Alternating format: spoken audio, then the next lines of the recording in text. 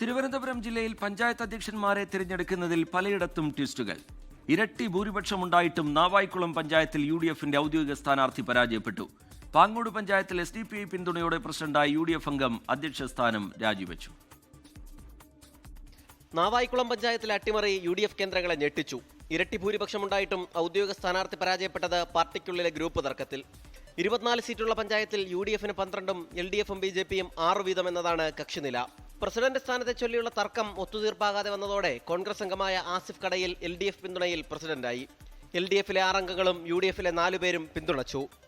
UDFന്റെ ഔദ്യോഗിക സ്ഥാനാർത്ഥിക്ക് 8 വോട്ട് മാത്രമാണ് ലഭിച്ചത്. പാങ്ങോട് പഞ്ചായത്തിൽ SDPI പിന്തുണയിലാണ് UDF വിജയിച്ചത്.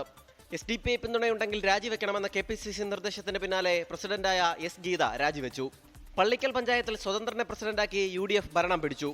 പുല്ലമ്പാറ പഞ്ചായത്തിലും സ്വതന്ത്രന്റെ പിന്തുണയോടെ UDF വിജയിച്ചു. മംഗലപുരം പഞ്ചായത്തിൽ UDF വിമതനെ പഞ്ചായത്ത് പ്രസിഡന്റാക്കി LDF ഭരണം പിടിച്ചു. വെമ്പായം പഞ്ചായത്തിൽ UDFിലെ ഒരംഗത്തിന്റെ വോട്ട് അസാധുവായതോടെ LDF ഭരണം പിടിച്ചു. മലയൻകീഴ് ഗ്രാമപഞ്ചായത്തിൽ LDF സ്വതന്ത്രയെ ഒപ്പം നിർത്തി ഭരണം പിടിക്കാനുള്ള BJP ശ്രമം പാളി. UDFിലെ നിയാദുൽ അക്സർ പഞ്ചായത്ത് പ്രസിഡന്റായി. 24 തിരുവനന്തപുരം. ലോകത്തെവിടെയായാലും ഏത് സമയത്തും 24 വാർത്തകളും ഓഗ്മെന്റഡ് റിയാലിറ്റി പാക്കേജുകളും എക്സ്പ്ലെയിനറുകളും വിശദമായി കാണാൻ ഞങ്ങളുടെ YouTube ചാനൽ നിങ്ങൾക്ക് സബ്സ്ക്രൈബ് ചെയ്യാം.